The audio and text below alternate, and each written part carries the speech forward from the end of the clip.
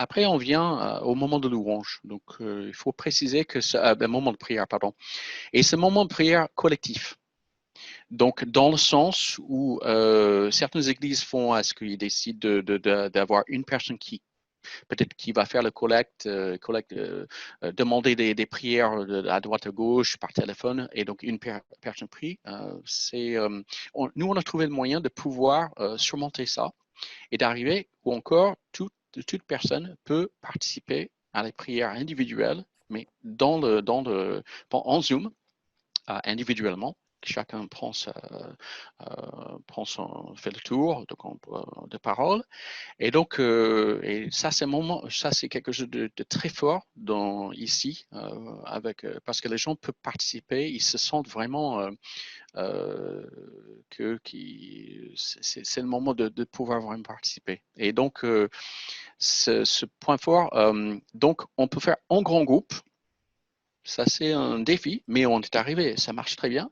Ou on peut faire dans les petits groupes, les petites mini-salles. Donc, les deux possibilités existent, mais on fait encore en grand groupe. Et les deux ou trois principes importants avec ça, c'est qu'il y a lever les mains, digital, numérique, il y a une petite main bleue, donc une fonction que vous verrez dans une vidéo qu'on va indiquer.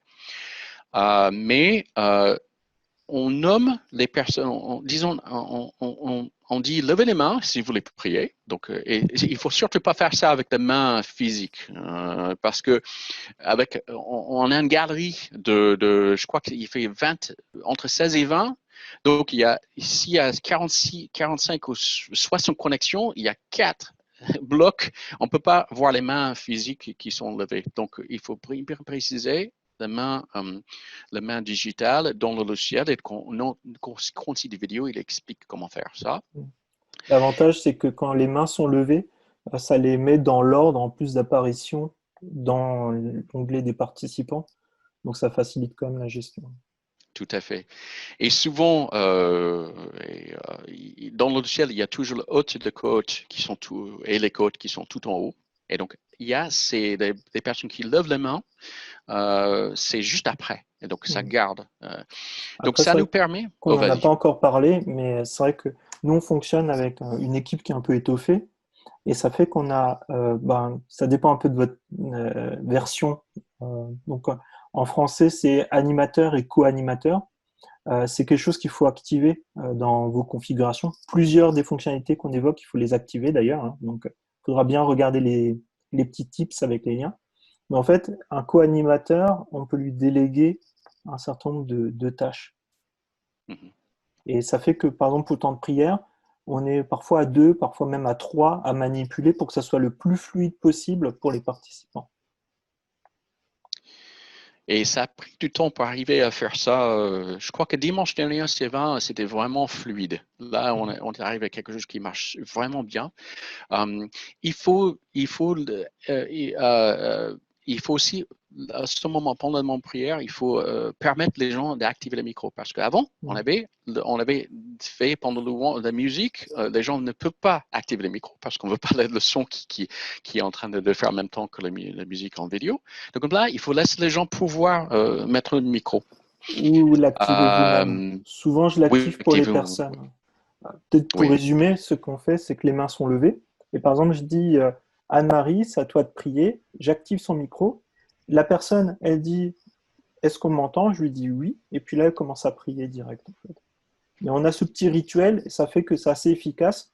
Et la difficulté qu'il y a parfois, c'est qu'on a un peu peur du silence, mais il faut quand même laisser parfois 10 secondes à la personne, le temps de répondre. Et quand on anime, il faut avoir cette souplesse-là de détecter quand c'est un retard normal et quand parfois il faut appeler quelqu'un d'autre pour pas qu'il y ait des blancs immenses non plus. Quoi.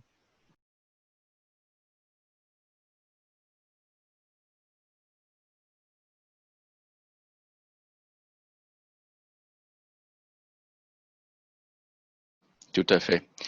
Et en même temps que Sylvain est en train de désigner la personne pour voir qu'il il est en train d'activer son micro, nous on active le micro, mais on vérifie. En même temps que ça, je prends la personne juste avant je mets cette personne en muet, en sourdine, et j'enlève, je baisse leur main.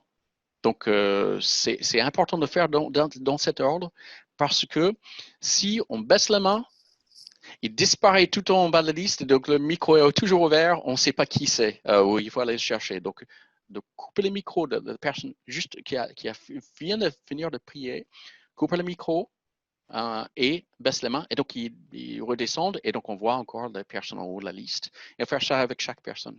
Et dimanche dernier, on a 10 personnes, je crois que ça continuait. Ça s'est bien déroulé. Donc, c'est assez fluide comme ça. Je pense qu'actuellement, le temps de prière, on s'en lasse pas parce qu'on demande aussi aux gens de prier courtement, surtout des sujets de louange. Et après, souvent, c'est vers la fin qu'on a quelques sujets plus de demandes. Mais ça donne pas mal de dynamisme et beaucoup de personnes peuvent intervenir. Ça fait que parfois, on peut prier 20-25 minutes avec les enfants qui prient. Enfin, et c'est un temps dont on se lasse pas parce qu'il faut l'animer ce temps, en fait. Oui. Et c'est juste un défi de gestion de micro et tout ça, pour arriver à faire quelque chose Et les gens ont besoin de s'habituer à être désignés. Et donc, ça prend un peu de temps pour arriver à faire ça, parce que ce n'est pas quelque chose d'habituel normalement, mais dans un système de plateforme comme ça, c'est important. Et puis, si vous voulez voir une fois comment ça fonctionne, bah, vous pouvez enfin, vous pouvez déjà regarder sur notre chaîne YouTube. Les cultes sont encore disponibles des semaines précédentes. C'est une des façons les plus simples, je pense, de voir comment ça fonctionne. Et si une fois vous souhaitez participer à un de nos cultes, vous êtes les bienvenus aussi. Ouais. Et peut-être quelque chose qu'on n'a pas fait le dimanche dernier, mais on essaie de se rappeler, c'est que quand une personne prie, de mettre en vedette ou mettre que cette personne est vue aussi. Donc, ça aide à voir la personne qui est en train de prier. Donc, ça rend plus, au lieu de simplement Mm. Après, il quelque y a part. aussi un fait, c'est que sur YouTube, comme on fait le direct YouTube à partir de Zoom, on veut éviter d'avoir les vignettes de tout le monde en permanence Oui, parce que peut-être pour les enfants, on voudrait pas qu'ils soient oui, trop visibles non plus. Donc on essaye autant que possible d'avoir une seule personne visible en fait en même temps. Puis aussi, ça évite si par exemple les gens oublient qu'ils sont devant la caméra et qu'ils passent en plus sur YouTube. On souhaite éviter un maximum ce genre de circonstances. Donc autant que possible, essayer de passer toujours en grand écran, comme disait Jeff.